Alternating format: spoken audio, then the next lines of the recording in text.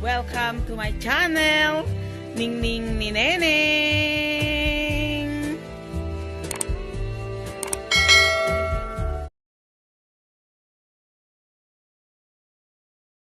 Guys, nandito sa bahay ang ating bida. At alam na dis, pag ang nanay nasa bahay ay busy para sa kanyang pamilya. Magluluto tayo ng masarap na recipe. Salamat pala guys sa patuloy pagsuporta sa aking channel. Ningning ni Neneng. I love you. Medyo makulimlim ngayon ang panahon guys. Ayan, nakikita nyo naman. Andito na tayo, ihanda na natin.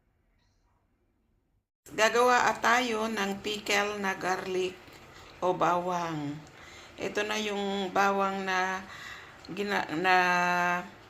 binalatan ko guys. Haluan ko siya ng 5 pirasong sili. Hiniwa ko na sa gitna. At ito yung jar na gagamitin ko. Ayan. Ito ang isang basong malt sugar. At ito naman ang squid o patis. Ayan. Fish sauce. Yan ang gagamitin kong pang-alat niya sa ating garlic pickle. Ilalagay ko na itong garlic guys dito sa jar. Ayan. Lagyan ko ng sili. Bawang ulit. Singit-singitan ko lang siya ng konting sili guys. Yung siling napakaanghang.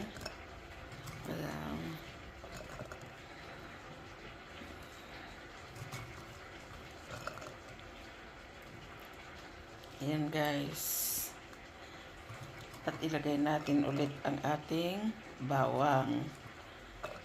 Ngayon guys, ilalagay ko na ang ating patis. Ayan, patis. Ang panglalagay kong pangpalasa o pangpaalat guys. Sa ating pickle na bawang.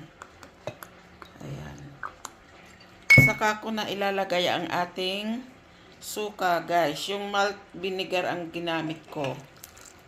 Ayan. Napakadali guys. Ayan ang aking pickle na bawang. Guys, tatakpan na natin.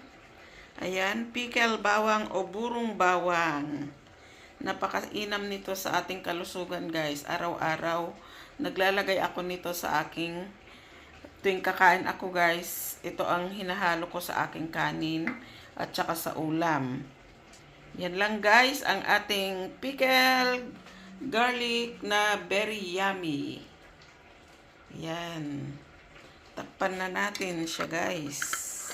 Ang ating pickle na bawang at pwede na nating iilagay sa ating lagayan. Thanks guys for your love and support on this channel.